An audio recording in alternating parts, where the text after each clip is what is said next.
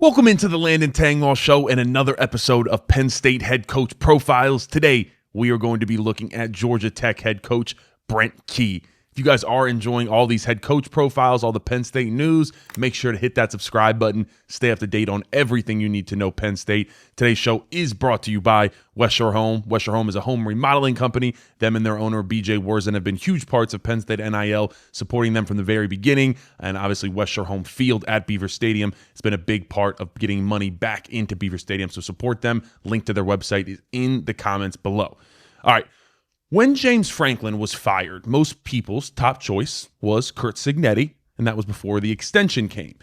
It seems like every team that is now needing to kind of hit that rebuild button in college football is looking towards the blueprint of how Signetti did it at Indiana, being able to come in and just revive a program from basically the depths and make them a contender this quickly.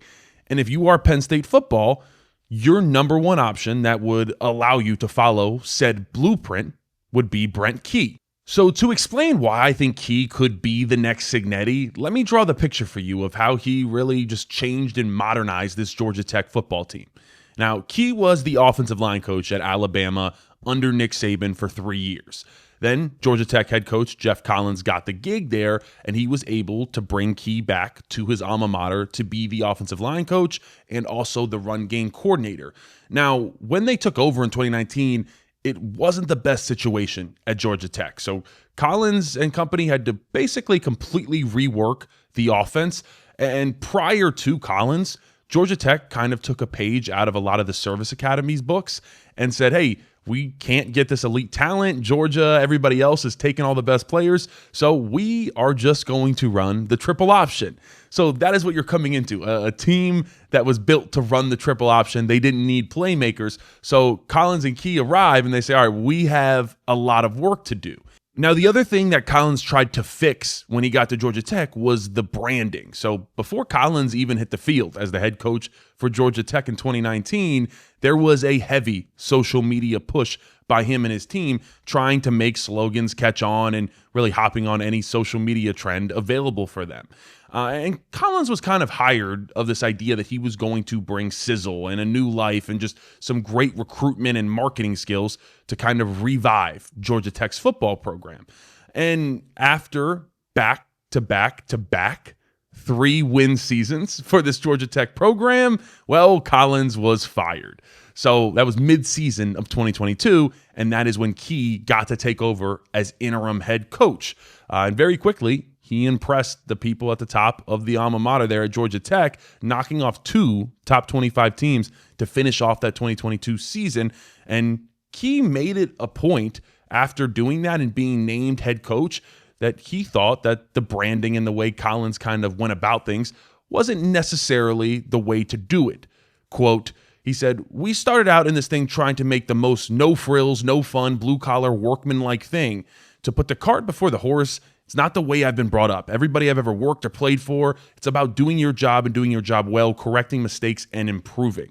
So really, Key went on to do exactly what Collins was trying to put out on social media. So he noted that practices got harder. They got a lot more physical. And the grittiness of the Georgia Tech football team took a big step forward, not just on Instagram, but actually on the gridiron. And so I think that was a big piece of why Key was so successful. He brought the mantra, don't just talk about it, be about it. And he brought that to life at Georgia Tech. And I think the players and the surrounding coaches kind of took to that. So Key turns from interim head coach to the real head coach. But the biggest problem is he knew that he needed to improve his staff. And a big hurdle with that is Georgia Tech doesn't have the funding other big schools have, so he's working on a shoestring budget to do this. But he is able to land a big-time hire in Buster Faulkner as his offensive coordinator. Now, Faulkner just got done winning 2 national championships with Georgia as their quarterback's coach. So he is able to lure him away only on a $750,000 contract, so that's pretty minimal for a coordinator, but it worked out very well. Faulkner took Georgia Tech from the 124th scoring offense in the FBS all the way down to the 27th scoring offense. And in doing that, Faulkner gets a raise up to $1.5 million per year.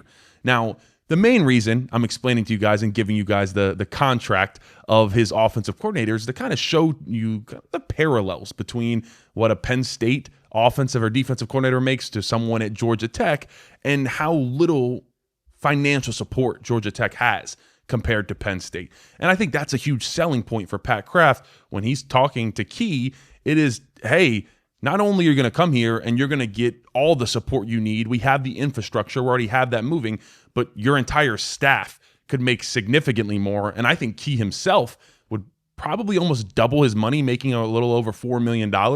So that would be a huge boost for a reason that Georgia Tech would, be okay with giving them up. They can't match Penn State type money.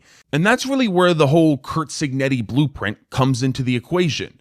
Key has players and staff that have succeeded very well at a smaller school, and he's done a lot more with less up to this point. Now, part of that staff also includes former Heisman winner and Yellow Jackets quarterback coach Chris Winkie, who, if any of you remember him, he was an absolute baller, and he's doing pretty well there right now with Haynes, their quarterback. Another name is their strength coach, AJ Artis, who's one of the hottest young names in the strength world. And also, fun fact, Artis is the pupil of former Penn State strength coach Craig Fitzgerald, who was here with Bill O'Brien. And I think that piece right there, that's something that isn't talked about or thought about amongst most fans. Is when you bring in, say, we'll go off and say, hey, bring in a coordinator like Hartline. The question is, who are they going to bring with them?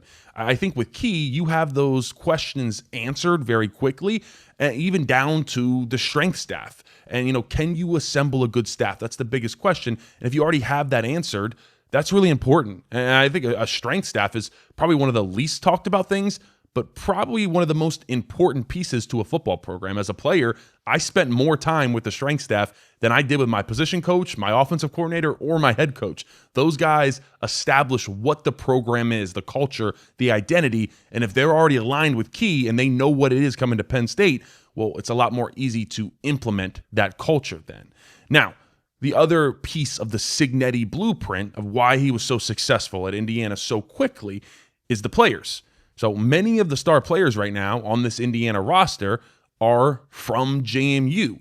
And so looking at Georgia Tech, many of their starters are still got some eligibility left. So I think that means that they could come on over to Penn State.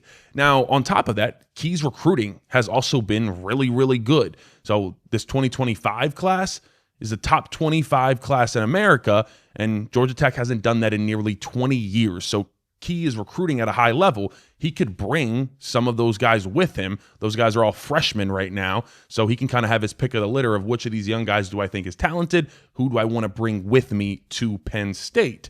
And I think that's one of the key elements that really made Signetti and Indiana work so well.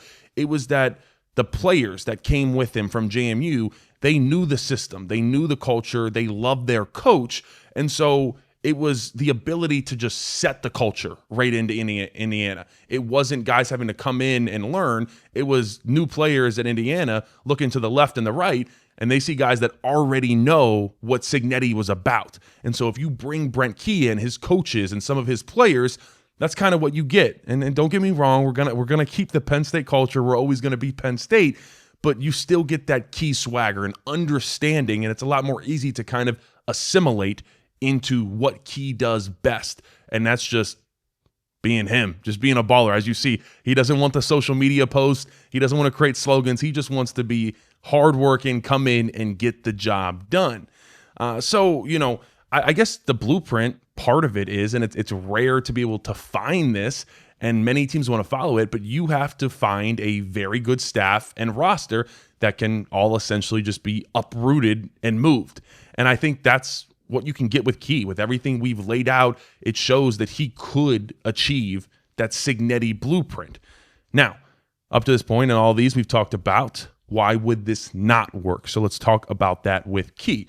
Now, Key is a Deep South guy, born and raised Birmingham, Alabama. So that's really all he knows is down south. Obviously worked at Alabama as well. So right now we have 3 high-profile SEC jobs that are opening up, and maybe a Florida State opening up as well. So I think it would be hard to expect Key, if he were to get any of those job offers, to take Penn State over any of those. Now, let's just say he doesn't get any of those job offers. Those get filled by other coaches. Where do we go from there? Well, it's a similar hurdle as we talked about with Mike Elko yesterday, is that it's the calendar. So where Georgia Tech sits right now, they are currently the 17th ranked team in the college football playoffs. And there are 4 other teams in the ACC that have 1 loss along with Georgia Tech. So 5 total teams in the ACC that have 1 loss vying for that championship. You win that and you're in the playoffs. So I think Georgia Tech is unlikely to make the playoffs just on their own merit because they still play Georgia here. So the only way they really get in, from my view, is through being the ACC champion. Now, if you want Key to be the next head coach at Penn State, it's going to take an ugly sacrifice. You are going to have to be a Pitt Panther fan on November 22nd. That is because Pitt only has 1 loss right now. If Pitt can beat Georgia Tech, then Georgia Tech's pretty much out of the race. They are probably no longer even close in the playoff race. And Key, his attention is turning to, okay, where am my staff and I going to go next? And I'm starting to look at what players I want to bring with me wherever I go. So if you are of that mindset that you do want Key, November 22nd, that's where you find yourself rooting for our guy, Pat Narduzzi, and the Pitt Panthers. All right. Appreciate you guys tuning into this one. Please like, comment, subscribe. Peace.